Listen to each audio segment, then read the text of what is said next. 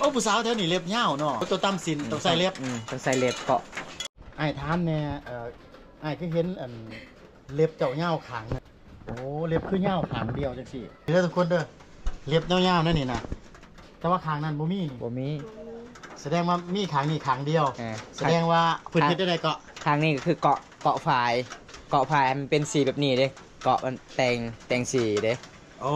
เอาเล็บเกาะแบบนี้เอาเล็บเกาะเอาเฮ็ดจักปีเลยหลานเฮ็ดเป็นจักปีนึงเจ้าเฮียนศิลป์นี่ปีนึงแหละบ่ค่อยเฮียนมื้อนึงโอ้เฮียนมื้อนึงกำลังเฮียนมื้อนึงเป็นหรือยังเป็นคือแบบใส่ศิลป์มันนี่คือใส่ในเนื่องโอกาสยังงานแต่งงานดองงานบุญไปเที่ยวเวลาเขาจะเอาพัวเนาะ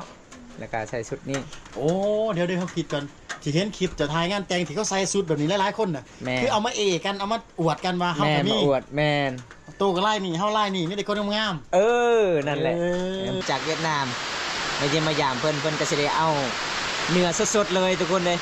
อันไอ้กลับบ้านบ่ได้เด้ให้ไอ้นอนอยู่นี่ได้บ่โอ้จะดีเนาะไอ้อยากนอนก็คือนอนบ่เพื่อนผู้สาวไปเนาะสิบ่อยากนอนแท้ๆก็อยากนอนเลยแหละบ้านเวียดนามอยากนอนก็จะให้นอนบ่นอนได้บ่เนาะสาวลาวฟ้ามังกรนี่ทานุ่งชินนี่เขาว่ามีแฟนแล้วเด้เขาเว้าเด้มีผัวเลยเด้ยังบ่มีก็นุ่งอันนี้เป็นชินเอกลักษณ์ของชุมพรมังกรเนาะคำเรนุ่งกับยันบ่ช่วยเด้ผู้บ่าวมาหาเด้ แล้วก็พายุเข้ามื้อนี้เฮาก็สิได้กลับบ้านได้หรือบ่ทุกคนเพราะว่าฝนตกตลอดเลยอันนี้คือหมู่บ้านแกงอะลองเมืองหนองแควสนาเขตเด้อทุกคนมาเด้อกินข้าวนำกันเด้อนี่ได้อาหารหยังเนาะชิ้นงัวโอ้อันนี้คือซอโทก็สิได้ย่อผ้าขาวแบบเฮามาเยี่ยมมายามแขกมาพี่น้องเฮามาจากเวียดนามแล้วก็พี่น้องเฮามาจากมุกดาหารทุกคนเลยก็คือน้องๆน้องสาวเพิ่นก็ใจดีได้พี่น้องเดี๋ยวเป็นตามประเพณีบ้านเฮาที่12ของชีสงครามมังกรทุกคนผู้ใดมาเยี่ยมมายามซาวโทคือแบบนี้ล่ะพี่น้องเลยเพิ่นต้อนรับเป็นอย่างดีเลยบ่คือประพันธ์เลยบ่มี FC มาเยี่ยมมายามมื้อนี้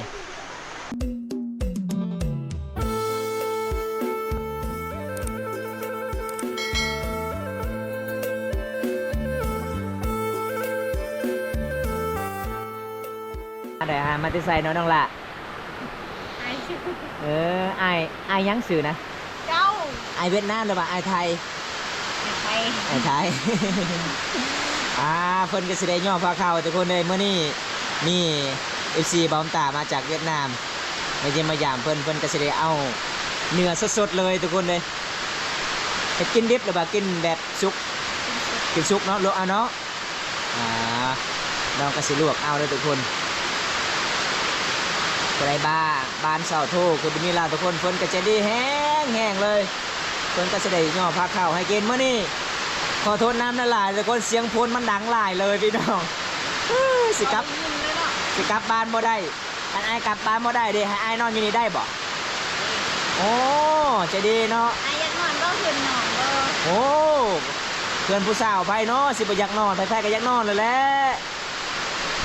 บ้านเวียดนามอยากนอนก็จะให้นอนบ่นอนได้บนเนาะโอ้จะดีทุกคนเลยเอาพี่น้องอันนี้ซาโทเพิ่นกำลังสิได้ตะเกียบเฮ็ดกินได้อาหารย่อพาเข้ามีแขกมาจากเวียดนามแล้วก็ทีมงานบอมตามาจากทางไทยทุกคนเลยเพิ่นก็สิได้ไปเยี่ยมไปยามเป็นต้นเพิ่นนึงมาเยี่ยมมายามน้องสาวโทอุ้ยใส่เนาะสีมันหลายได้โลป่าได้ไอซื้อมาดิ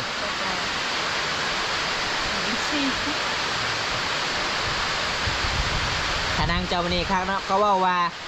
สาวลาวฟ้ามังกรนี่ทานุ่งชินนี่เขาว่ามีแฟนแล้วได้เขาบอกได้มีผัวเลยได้ยังบ่มีก็นุ่งอันนี้เป็นชินเอกลักษณ์ของชุมพรมังกรเนาะคำเรนุ่งกับยันบ่ช่วยเด้ผู้บ่าวมาหาเด้ขอโทษด้วยทุกคนเลยวันนี้เพื่อนน้องมันมีดอกไฟเอาโทรศัพท์เองบอกมาเงียบเอาโทรไฟบ่แม่นเอาโทรไฟเอาโทรศัพท์มาเยี่ยงให้น้องเก็บกินเป็นทุกคนเลยคนตกคือว่าเบิ่งเพิ่นอันนั้นยังบ่ได้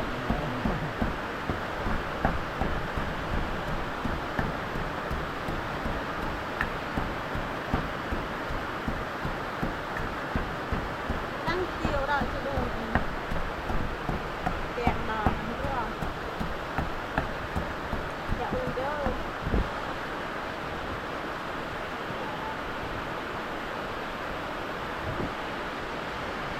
ข้าวแบบบ้านๆตั้มพริกกับพี่มือแบบบ้านๆไม่ทุกคนเลยนี่บอกเขาเอ่ยไม่บอกกรอก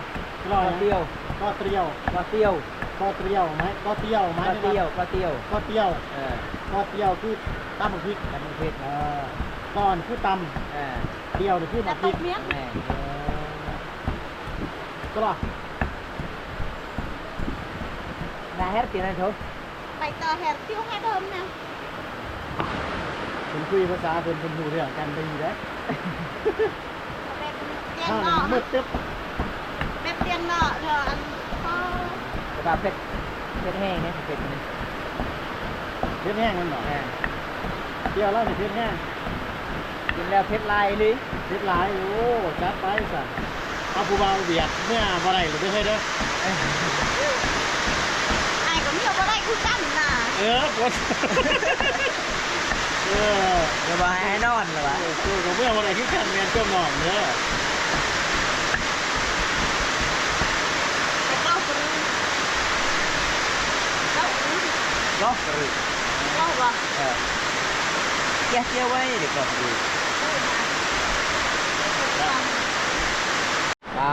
ทุกคนเลยเฮากะสีเบาเสียงบ่ได้เลยพี่น้องเพราะว่าอยู่ในเฮือนครัวเสาโทเด้อทุกคนเพราะว่าฝนตกห้ามฝนตกมันก็สิเช้าตกวันที่18เฮาวันที่20ปลายทุกคนเลยฝนตกในเมืองนอกเฮาแล้วก็พายุเข้ามื้อนี้เฮาก็สิได้กลับบ้านได้หรือบ่ทุกคนเพราะว่าฝนตกตลอดเลย อันนี้คือหมู่บ้านแกงอะลองเมืองหนองแควสนาเขตเด้อทุกคนเป็นไงสะโทสิแล้วแล้วบ่น้องอันนี้คือสำหรับน้องกัดสิได้เฮ็ดแจ้วเด้อทุกคนเลย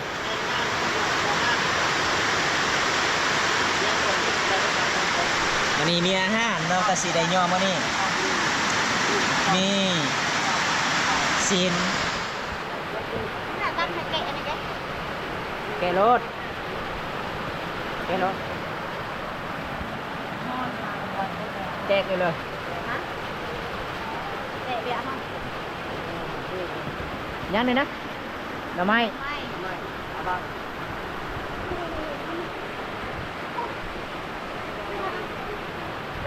จะทำมันคือให้ได้เรา แจกยังเกินนี่แจกคมป่ะ เอาอีเด้อไหม พอดีแล้ว มีอีเด้อนะ ไว้นี่ก็ได้เอาทุกคนเลยเสร็จแล้วเด้อพี่น้องอันนี้คือใส่อะไรน้ำปลาเด้ ใช่ปะ ใส่รสน้ำปลานะใส่น้ำปลามันแซ่บกว่าเนาะ อันนี้ก็ใส่เป็นหมวกก้อน แต่บางครั้งบอกเคยกินน้ำปลาเนาะก็เลยลืมตลอดเด้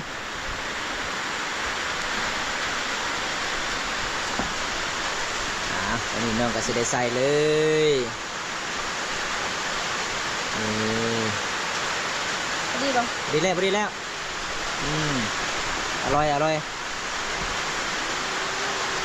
เราเดียวตาย เดี๋ยว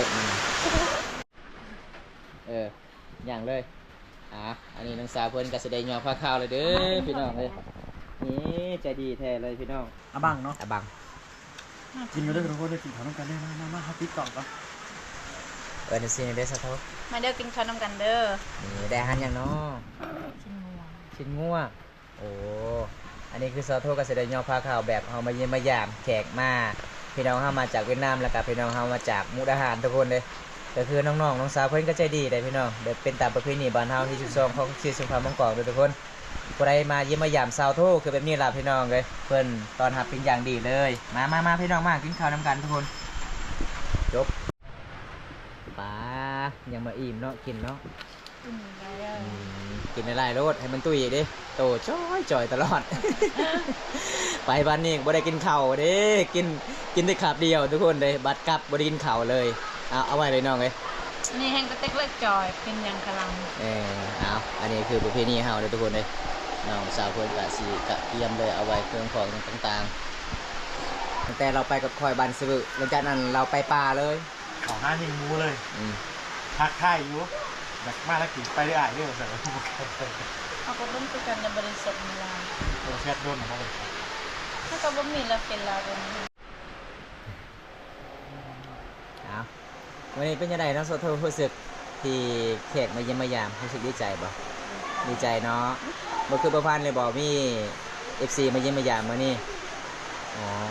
อันนี้คือน้องสาวโทดีใจหลายทุกคนเลยเวลาเพื่อนเวลาน้องสาวเพื่อนเว้านี่มีแต่ยิ้มตลอดเลยนะทุกคน วันนี้เขาขอบใจหลายเด้อที่ยอมพาเข้าสู่ไอกินด้วยน้องเด้อโอกาสหน้ามีเวลาว่างๆไอกะสีได้มาเยี่ยมมายามกันไหมเนาะได้บ่น้องได้เนาะ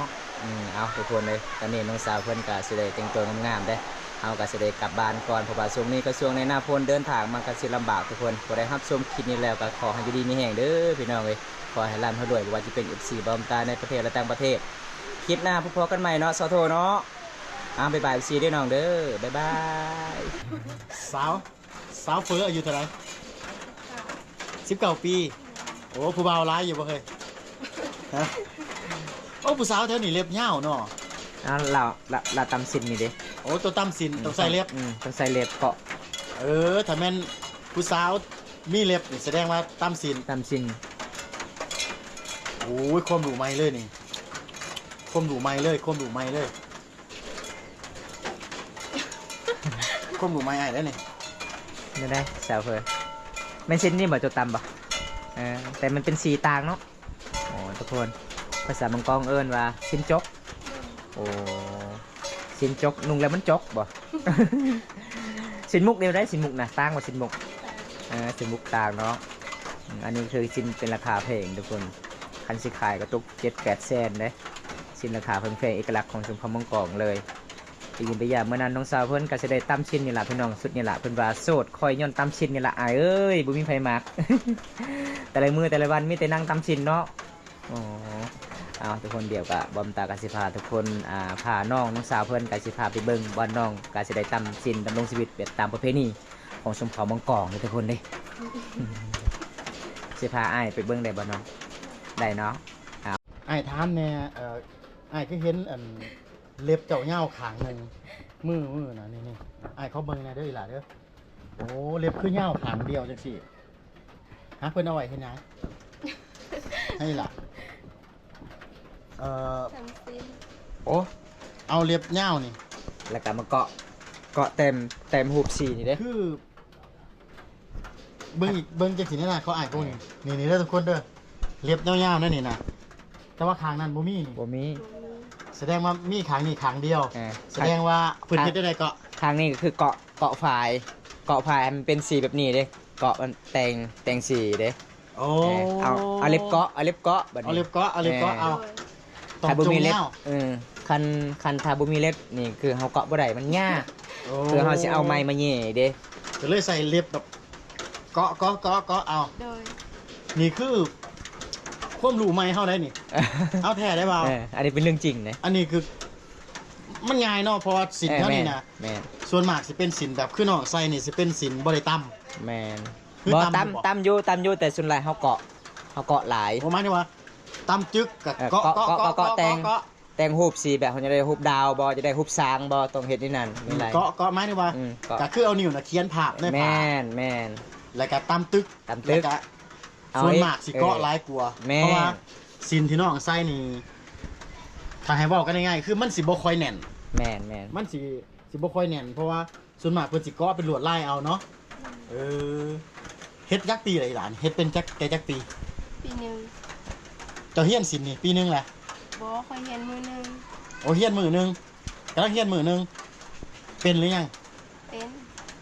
เฮ้ย เป็นแล้วได้ เป็นแล้ว อืม โอ้แสดงว่าแม่เพิ่นเฮ็ดทุกมื้อละมั้งแม่เฮ็ดทุกปีก็เบิ่งแม่นำกันเลย มันจำแล้วเนาะมันจำแล้วว่า ก็คือไอเมซอนกับมือหนึ่งเด้ มือหนึ่งก็คือน้องแบบน้องจำได้หั่นนะน้องก็เป็นเลยเด้ สุดยอดเลย ความหมายคือโตคือสมองดีแท้ สินนี้ยากที่สุดเลยสินนี้ บ่มีไผอยากตำดอกเบิ่งลายนี่ก่อน มันยากสินตัวนี้ราคามันแพง พื้นเท่าไหร่เพิ่นขายกันแถวนี้ บ่ฮู้แต่บ่เคยขายเลย บ่เคยได้ขาย มีแต่ตำใส่เอง ปกติสินนี่พื้นหนึงก็สิได้นุ่งก็ตกเป็นปีเด้เพื่อสิได้สุดเด้ ตกเป็นปี พื้นหนึงคันสินมุกคือแบบเขาเจ้าใส่ลอดๆแบบมันไวขนาดนะ เนอะ มือหนึงก็ได้พื้นหนึง ตำตึก อันนั้น อัน ไว นี้นะโดน โดน เถิงแสดงว่าราคาแพงเติบ นะครับ อันนี้นะเขาใส่ในเนื่องโอกาสหยังนี่คือแบบใส่สินมันนี่คือใส่ในเนื่องโอกาสหยังงานแต่งงานดองงานบุญไปเที่ยวบ่ แม่นเวลางานดอง เวลาเขาจะเอาพัวเนาะ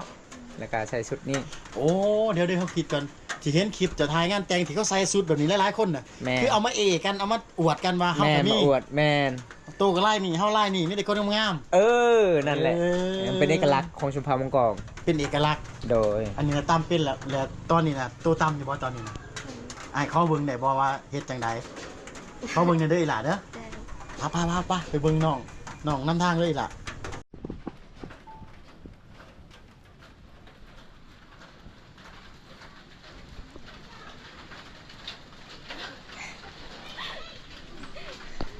สาวเพอ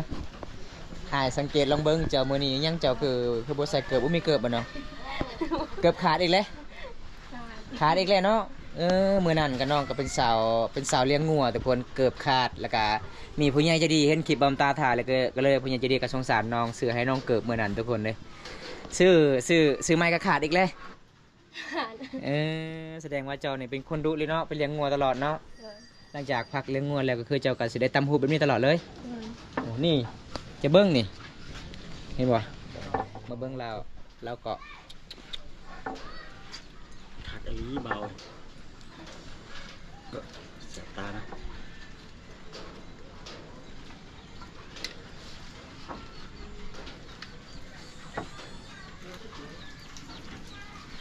เห็นบ่เราใส่เล็บเกาะแบบนี้เห็นมันสบายถ้าบ่มีเล็บนี่โอ้ยเกาะยากเลย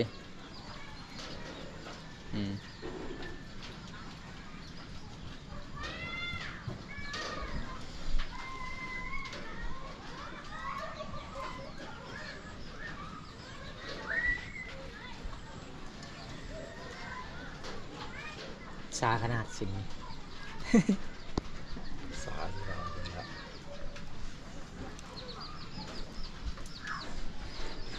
แสดงว่าเจ้าหลังจากไปหาหน้าไม้แล้วก็คือเจ้าก็สิได้ตำสินเมื่อแล้วก็ขึ้นนอนอยู่ห้องโอ้ ชุดเลย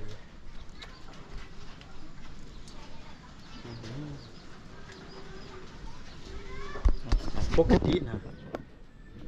ถ้าบ่มีเล็บคนที่บ่มีเล็บตำเขาเอาไงเอาไงเห็ด เอาไหม แต่มันลำบาก ลำบากมันช้า อันนี้จงเล็บเพื่อสีทักสินแบบนี้โดยตรงเลยเนาะ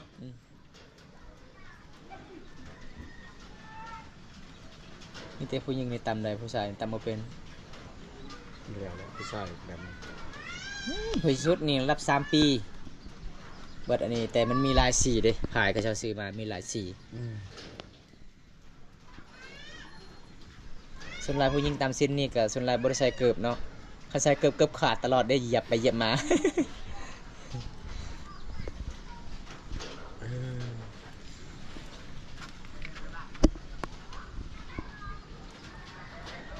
เห็นตัวจริงเลยทุกคนเด้อ เล็บที่น้องจงไว้ยาวๆนี่คือ เอาไว้เกาะฝ่ายมันสิเกาะง่ายแต่มันบ่มีเล็บยาวเพิ่นสิเอาไม้เฮ็ดแต่มันหนักลำบากเนาะ ลำบากมันช้า เห็นบ่ทุกคนนี่แหละเห็นตัวจริงแล้วเด้อวันนี้เด้อถ้าเห็นผู้สาวเล็บยาวข้างเดียวนี่บ่แม่นเขาเจ้าขี้ขานตัดเด้อ เขาเจ้าเอาไว้เฮ็ดเวียกนี่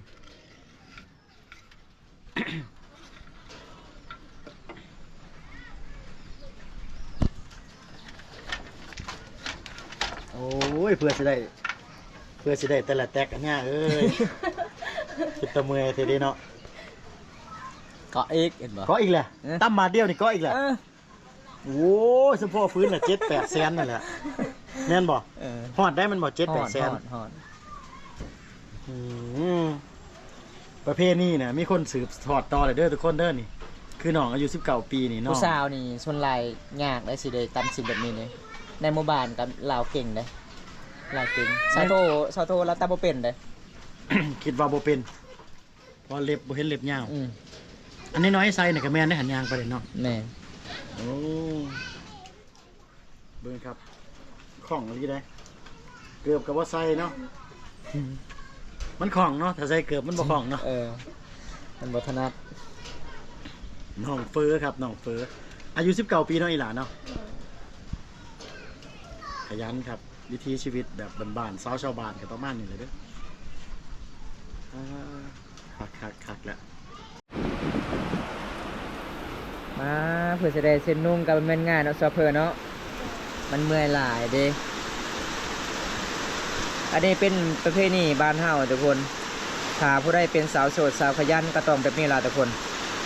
ต้องมาตามซินเอกลักษณ์ชนเผ่าวังกองสืบทอดรุ่นสู่รุ่นรุ่นปู่ย่าตายายตะกี้พี่น้องเฮากับปะบ่ได้เลยทุกคนเลย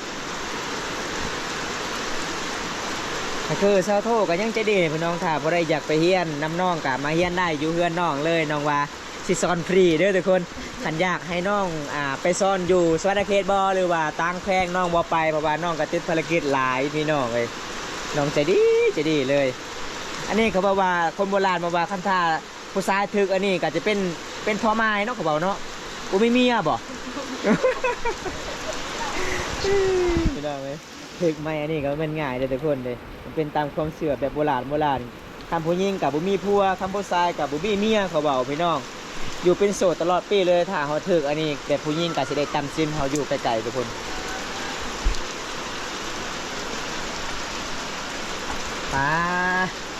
ยังบ่เบิดอยู่ทุกคนเลยมือนั่นก็คือซอมพี่มาฮอบนี่มันสิมีสำนีเลยพี่น้องอันนี้คันซิเมิดไม่อันนี้ก็ประมาณจักหมื่นเนาะ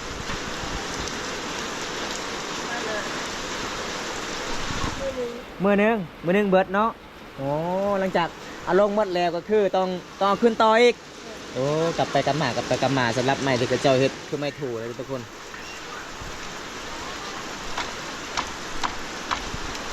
เบิ่งว่าที่ชีวิตน้องตำซินกะม้วนหลายทุกคนเลยแต่น้องนี่เมื่อยหลายเด้ เบิ่งน้องตอนนี้น้องก็จะได้เกาะตลอดเลยทุกคนเลยส่วนลายกะตำชีวิตนี่ส่วนลายเอาเล็บมาเกาะแบบแต้มหูทุกคน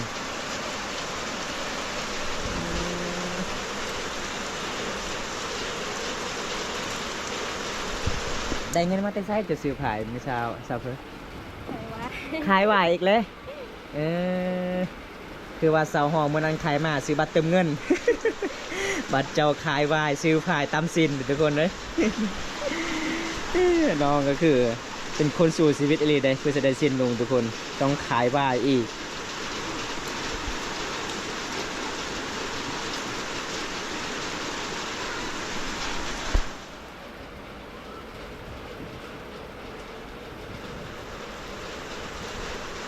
อันนี้เป็นหุบดาวเนาะสะเพื่อนเนาะเนาะนี่เป็นหุบดาว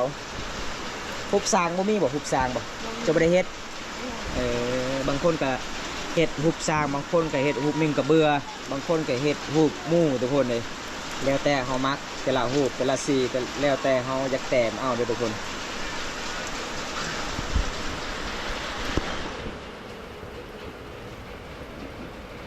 นะเซิร์ฟเวอร์วันนี้ขอบใจหลายเด้อที่พาเดี๋ยวครับชมวิถีชีวิตน้องด้วยน้องเด้อโอกาสหน้าก็มีเวลาว่างๆสมมติว่ามีFCทางไหนอยากมาเยี่ยมมาย่างก็มาได้เนาะมาเยี่ยมมาย่างได้ทุกคนเลยเมื่อนั้นน้องมีทีมงานเฮามาเยี่ยมมาย่างน้องสาวเพิ่นก็มีของฝากของต้อนเอาไหว้มาผักมาต้อนแต่เมื่อนี้ก็คือน้องก็สิไปตัดบ่ได้แล้วเนาะคนตกเด้ เพราะว่าเพื่อนน้องก็สิได้ปลูกไหว้คายไหว้แล้วก็ซื้อผ้าเฮ็ดสิ้นพี่น้องเอ้ยถ้าได้สิ้นแล้วก็คือแบบสินุ่งเองเนี่ยคันสิคายก็กูมีทุนจากซื้อต่อเนาะภายเนาะได้บอมตากับสิได้ปิดไว้สำนี้ก่อนนิดน้องเด้อกันหน้าพบกันใหม่เนาะบ๊ายบาย